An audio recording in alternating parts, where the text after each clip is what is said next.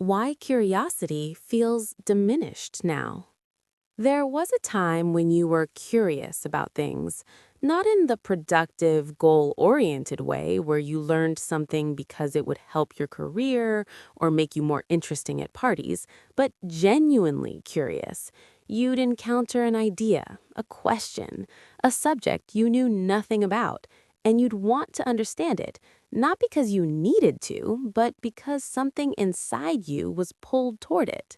You'd spend hours following threads, reading things that led to other things, asking questions that opened into more questions.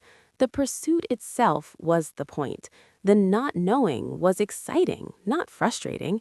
And the process of figuring things out felt like an adventure, not a task. But when was the last time you felt that? Real curiosity, not the shallow kind that makes you click a headline and skim an article before moving on, not the algorithmic kind that feeds you content based on what you've already shown interest in, not the utilitarian kind where you're learning something because it's useful. Real curiosity, the kind that makes you lose track of time because you're so absorbed in understanding something, the kind that sends you down rabbit holes you didn't plan to explore, the kind that makes you ask follow-up questions not because you need the answers for anything, but because you genuinely want to know. It's rare now, maybe even gone, and that absence feels significant because curiosity wasn't just a nice trait to have, it was the engine of learning, of growth, of staying engaged with the world.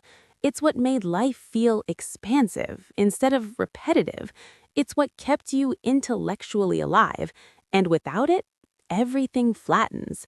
You consume information, sure. You're exposed to more facts, more ideas, more content than any generation in history, but you're not curious about any of it. You're just processing inputs, scrolling through feeds, absorbing what's put in front of you without ever really wondering about it.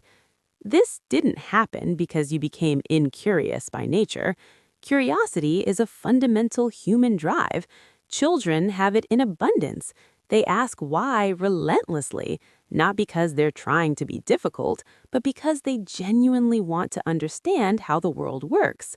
That impulse doesn't just disappear as you age, but it does get suppressed, redirected, dulled by an environment that doesn't support it.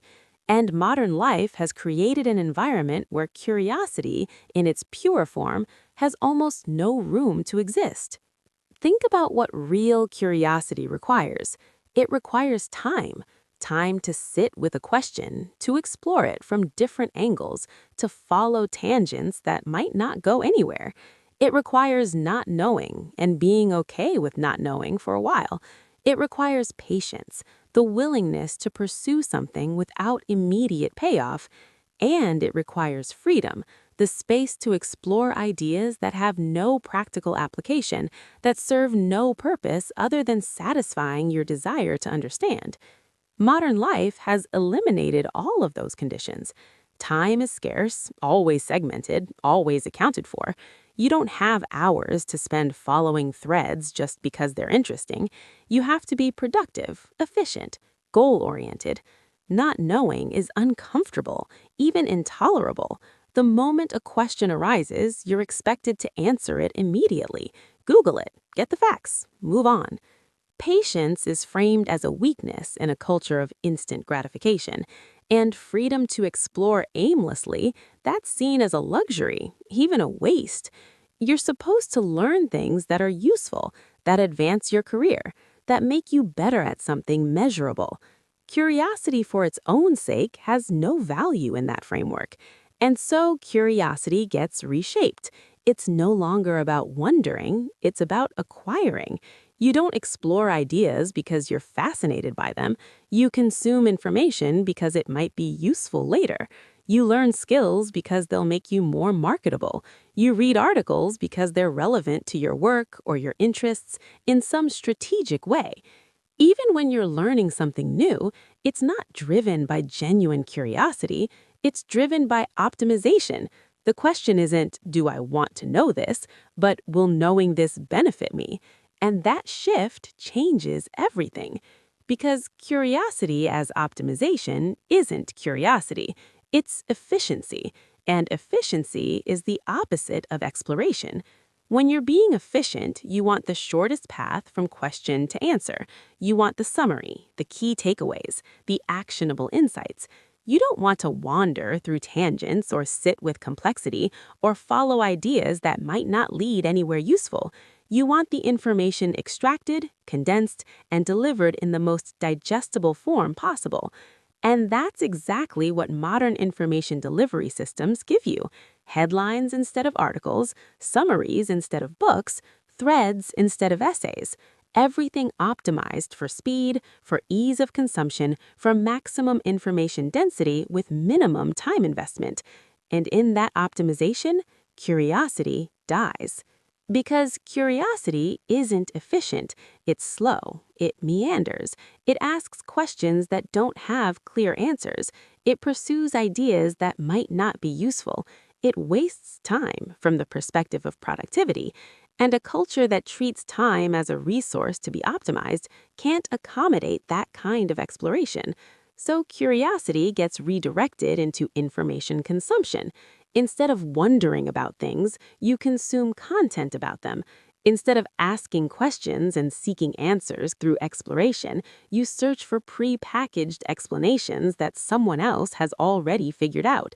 And instead of the messy, non-linear process of actually learning something, you get the illusion of understanding through exposure to surface-level information.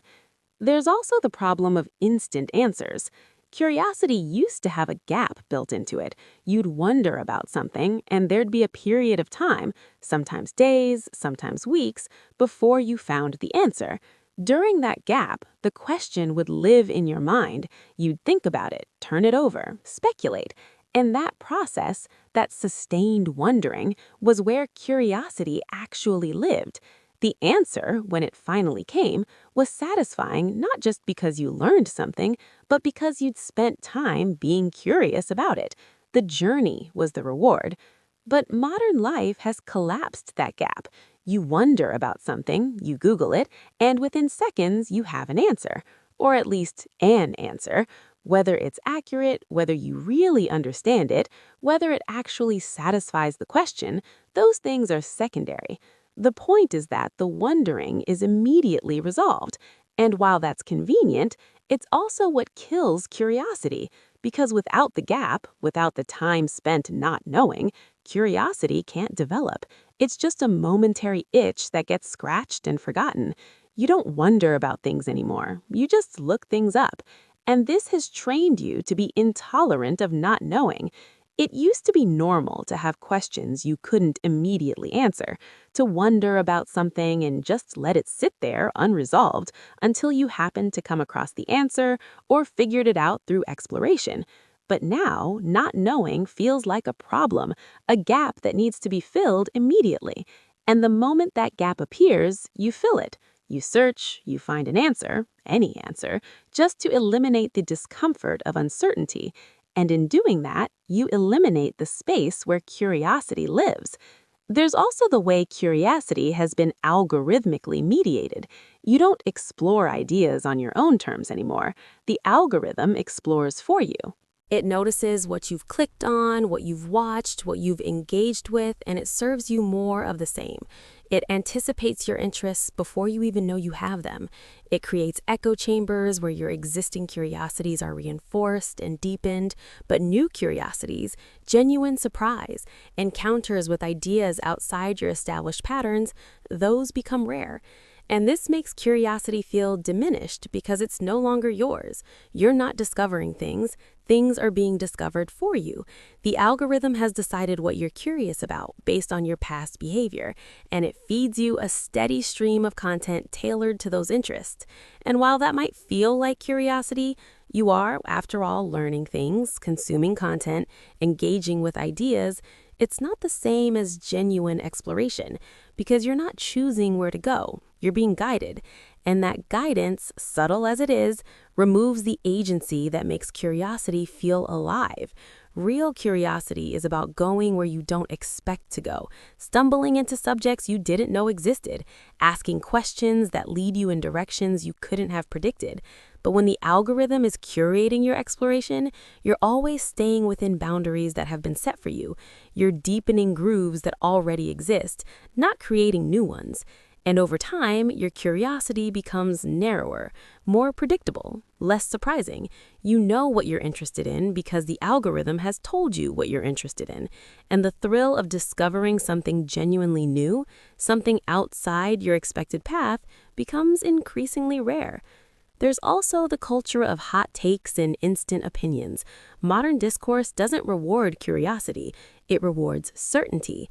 You're expected to have opinions on everything immediately without taking the time to actually understand what you're forming an opinion about. Someone posts something, and within minutes, hundreds of people are weighing in with their takes. No one is asking questions. No one is saying, I don't know enough about this yet. No one is admitting uncertainty, because uncertainty reads as weakness. Not having an opinion reads as disengagement. And curiosity, which requires admitting you don't know, that you're still figuring it out, that you have questions before you have answers, that has no place in a culture that demands instant hot takes on everything. So you stop being curious. You stop asking questions because questions make you look uninformed. You stop exploring ideas because exploration looks like indecision. You stop admitting when you don't understand something because not understanding is embarrassing in a world where everyone else seems to have it all figured out. And instead of genuine curiosity, you perform knowledge. You consume enough information to have a take, and you deliver that take with confidence, and you move on to the next thing. And in that process, the slow, humble, uncertain work of actually being curious, of not knowing, of wondering, of exploring without a predetermined destination gets left behind. Even education has become hostile to curiosity. Learning used to be about exploration, about encountering ideas that expanded your understanding of the world. But modern education, especially at higher levels, is increasingly about credentialing. You're not learning for the sake of learning. You're learning to pass tests, to earn degrees, to make yourself more employable. And that utilitarian framing kills curiosity. Because curiosity-driven learning is inefficient. It follows tangents. It pursues questions that aren't on the exam. It spends time on things that won't directly contribute to your GPA or your career prospects.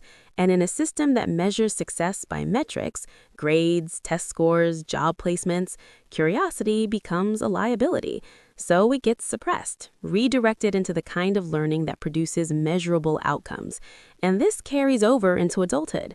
You don't read to satisfy curiosity. You read to stay informed, to keep up with your field, to gather information that's useful. You don't explore new subjects for the joy of it. You take courses that will advance your career. You attend lectures that are relevant to your work. And the entire framework of adult learning is built around utility, around self-improvement, around becoming better at something specific. There's no room for the kind of aimless, open-ended exploration that genuine curiosity requires, because that kind of exploration doesn't produce anything. It doesn't make you more productive. It doesn't add a line to your resume. It's just curiosity. And curiosity alone, without some external justification, isn't valued. There's also the sheer volume of information. You're exposed to more content in a day than previous generations encountered in months.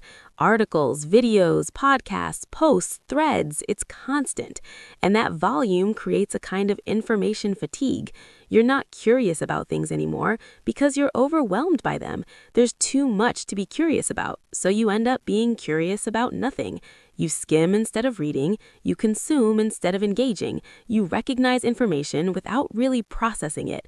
And in that state of overload, curiosity feels like a burden, another demand on your attention, another thing asking you to care when you're already stretched too thin. So you stop wondering, you stop asking why, you stop pursuing ideas for the sake of understanding them, and instead you develop a kind of passive relationship with information. It washes over you, you absorb what's put in front of you, you react to headlines, you form opinions based on summaries. but you don't dig deeper. You don't ask follow-up questions. You don't pursue tangents, because doing so would require energy, focus, time, all of which are in short supply. And curiosity, which used to be a source of energy, has become just another drain. And here's what gets lost in all of this. Curiosity isn't just about acquiring knowledge. It's about staying engaged with the world. It's about maintaining a sense of wonder, of openness, of possibility. It's what keeps you from becoming rigid, from thinking you already know everything, from closing yourself off to new ideas. Curiosity is what makes you interesting, not because it makes you more knowledgeable, but because it makes you more alive. Curious people are present. They notice things. They ask questions. They're genuinely interested in understanding, not just in being right. And when curiosity fades, that aliveness fades with it. So what do you do when curiosity feels diminished? You don't try to force it. You can't manufacture curiosity, just like you can't manufacture wonder. But you can create conditions where it might return. And those conditions are, again, simple. They just require going against the grain of modern life.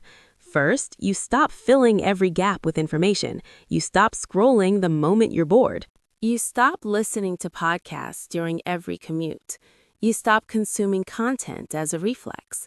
You create space where questions can arise naturally, where your mind has room to wander without being immediately fed answers. Curiosity doesn't grow in environments of constant input. It grows in gaps, in silence, in moments where you're not being told what to think about. Second, you resist the urge to Google everything immediately. When a question comes up, sit with it. Let it be a question for a while. Think about it. Speculate. Form your own theories before you look up the answer. This feels uncomfortable because you're used to instant resolution, but that discomfort is where curiosity lives, in the not knowing, in the wondering. And if you eliminate that gap every time, you eliminate the possibility of genuine curiosity. Third, you pursue things that have no utility. Read about subjects that won't help your career. Learn skills that serve no practical purpose. Follow ideas that don't lead anywhere productive. Give yourself permission to be curious about things just because they're interesting, not because they're useful. This goes against everything modern culture teaches you about learning. But curiosity doesn't care about efficiency. It's inherently inefficient. And if you only pursue things that have clear value, you'll never experience the kind of open-ended exploration that real curiosity requires. Fourth, you slow down. You read full articles instead of skimming headlines. You watch documentaries instead of clips. You engage with ideas deeply instead of broadly. You spend time with things. Let them unfold. Allow yourself to be drawn into complexity instead of demanding simplicity. Modern life is optimized for breadth, exposure to as much information as possible in the shortest time. But curiosity needs depth. It needs you to go deep into something, to really understand it, to sit with it long enough that new questions emerge. And fifth, you ask questions without needing answers. You wonder about things not because you're trying to solve a problem, but because wondering itself is valuable. You let questions be open-ended. You embrace uncertainty. You admit when you don't know. You treat not knowing as a starting point for exploration, rather than a problem to be fixed immediately. This is difficult in a culture that rewards certainty and punishes doubt. But curiosity can't exist without uncertainty. If you already know everything, there's nothing to be curious about. None of this will bring back curiosity overnight. It's a slow process, a reconditioning, because you've been trained for years to consume information rather than explore it, to seek utility rather than understanding, to value efficiency over curiosity. And undoing that training takes time. But curiosity isn't gone. It's just been buried under layers of optimization, algorithmic curation, instant gratification, and the relentless pressure to be productive. It's still there, waiting in the gaps you haven't filled, in the questions you haven't Googled, in the subjects you haven't yet decided are useful, in the moments where you let yourself not know, where you give yourself permission to wonder without needing immediate answers. Curiosity is what makes you human.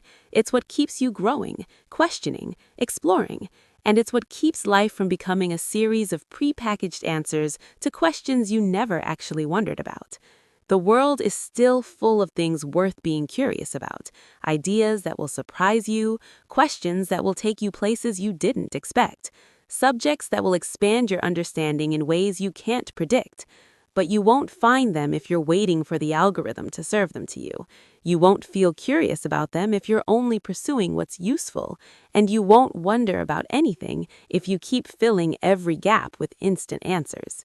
Curiosity feels diminished now because modern life has made it so, because the conditions that allow curiosity to flourish, time, patience, uncertainty, freedom to explore, have been systematically eliminated.